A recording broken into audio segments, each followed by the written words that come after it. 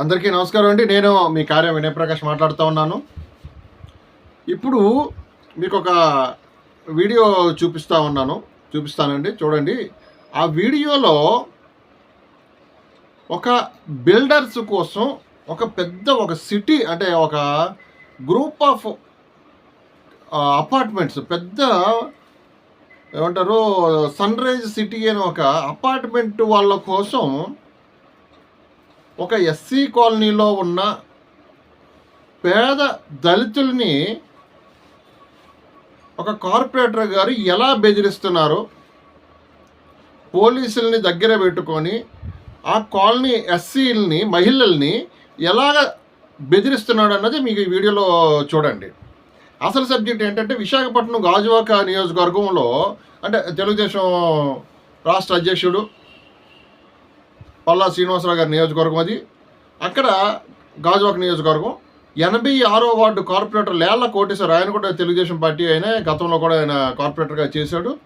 పాపం ఆయనకి డబ్బున్న వాళ్ళు, బిల్డర్లు, అలాంటి వాళ్ళంటేనే ప్రేమ ఎక్కువ. లేళ్ల కోటేశ్వరరావు గారు తెలుగుదేశం నాయకుడు, ఆయన కార్పొరేటర్ గారు. ఈ సన్ రైజ్ సిటీకి సంబంధించిన అపార్ట్మెంట్ల తాలూకా మురుగునీరుని ఆ పక్కనే ఉన్న ఎస్సీ కాలనీలోకి చిన్న చిన్న కాలువల ద్వారా వదిలేస్తున్నారు. ఆ మురుగునీరు మొత్తం వాళ్ళు ఆ అపార్ట్మెంట్లో ఉన్న మొత్తం మురికి నీరుని ఇక్కడికి వదిలేస్తున్నారు. దానివల్ల ఏమవుతుందంటే, వీళ్ళకి దుర్వాసన రావడంతో పాటు అక్కడ వాళ్ళ తాలూకు వాతావరణం పొల్యూట్ అవ్వటం. అంటే వందలాది అపార్ట్మెంట్లు, ఆ అపార్ట్మెంట్ ఫ్లాట్ల తాలూకా వాటర్ ఒక కాలనీలోకి రావటం వల్ల, సో వీళ్ళందరూ కూడా దీనికి సంబంధించి బహుజన సమాజ్వాదీ పార్టీ నాయకుడు నందుకోళ్ళ అప్పారావు గారి నాయకత్వంలో స్థానికంగా ఉన్న ఎస్సీ కాలనీ వాళ్ళందరూ కూడా అధికారులకి గతంలో కూడా ఫిర్యాదు చేయడం జరిగింది. అంటే మాకు న్యాయం చేయండి అని.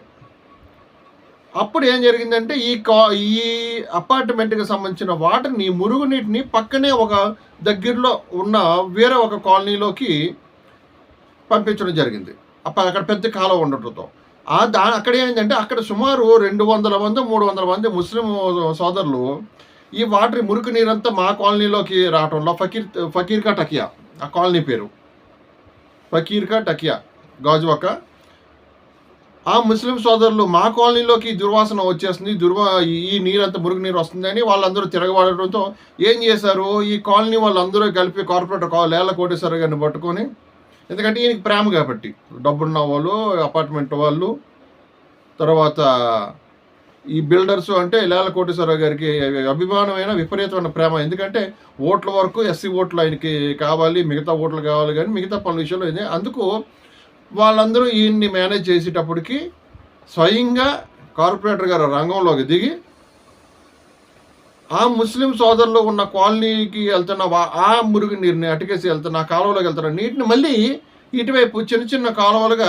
ఈ ఎస్సీ కాలనీలోకి కంప్లీట్గా వదిలేయడం జరిగింది. దీని మీద వీళ్ళందరూ కూడా కార్పొరేటర్ అడిగితే కార్పొరేటర్ గారు చక్కగా స్థానిక పోలీస్ అధికారులని సపోర్ట్ తీసుకొని పోలీస్ వారితో పాటు కాలనీలోకి వచ్చి ఈ ఎస్సీ కాలనీ మహిళల మీద ఎలా అయితే ఆయన విరుచుకుపడ్డాడో ఇప్పుడు మనం ఆ వీడియోలో చూడండి.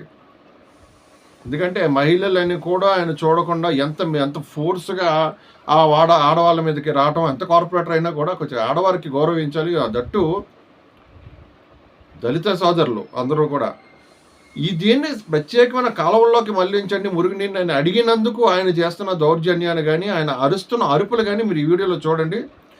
ఏదైనా ఇప్పుడు కూటమి ప్రభుత్వానికి చెడ్డ పేరు తెచ్చే స్థానిక నాయకులు ఎక్కువైపోయారు. ఈ దరిద్రుల వల్ల కూటమికి, అంటే ఒక టీడీపీ ప్రభుత్వానికి, చంద్రబాబు నాయుడు గారికి, లోకేష్ గారికి, పవన్ కళ్యాణ్ గారికి కూడా చెడ్డ పేరు తెచ్చే దరిద్రులు రాష్ట్రంలో అక్కడక్కడ తయారు. ఆ దరిద్రుల్లో ఒక దరిద్రుడు ఈ కోటేశ్వరరావు, లేళ్ల కోటేశ్వరరావు, కార్పొరేటర్, 87వ వార్డు కార్పొరేటర్, సరే 86వ వార్డు.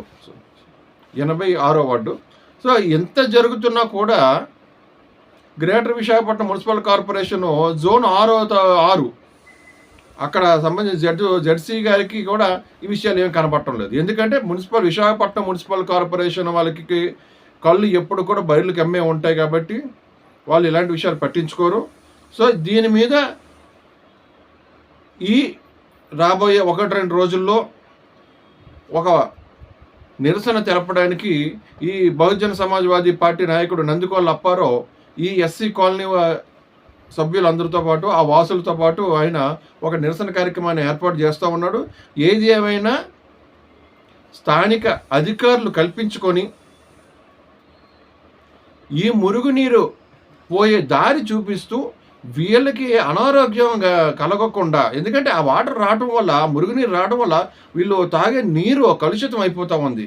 అక్కడ వాతావరణం కలుషితం అవుతుంది. ఎందుకంటే కొన్ని సుమారు ఒక 200 మంది 300 మంది ఎస్సీ కాలనీలో ఉన్నవాళ్ళు అందరికీ కూడా అనారోగ్యాలు ఏర్పడుతున్నాయి. కాబట్టి దీని మీద తగిన చర్యలు తీసుకోవాలని నా నాయకుడు నందికొట్ల అప్పారావు విజ్ఞప్తి చేస్తూ ఉన్నాడు. ముందుగా ఈ వీడియో చూడండి.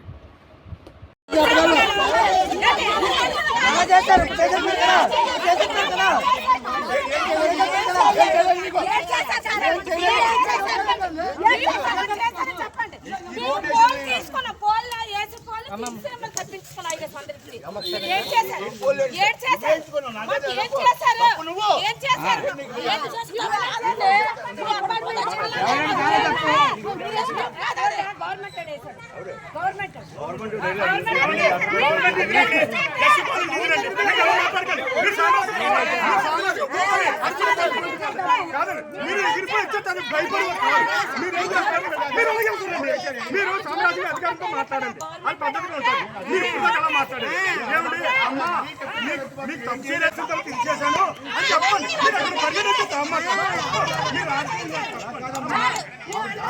మేము ఆపుతున్నామండి. కంగారు పడకండి సార్, ఎందుకు అలాగ అయిపోతాం?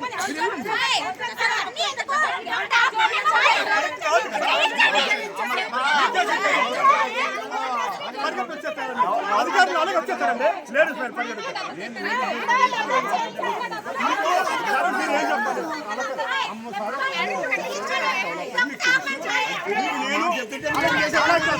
మీరేం చెప్పాలి? మీరేం చెప్పాలి? మీకు మీరు ఉన్నారు కాబట్టి మీరు నా నేనేమో మీకు సమస్యలు పరిష్కరిస్తున్నాను అని చెప్పండి సార్.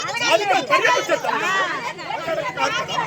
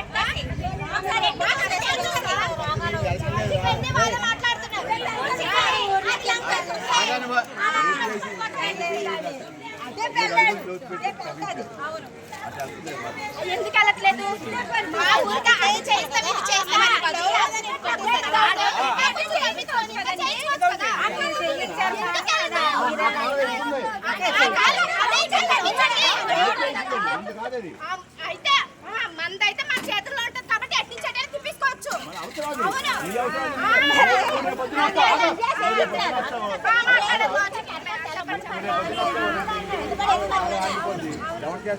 ఎవరు చేస్తారు? గవర్నమెంట్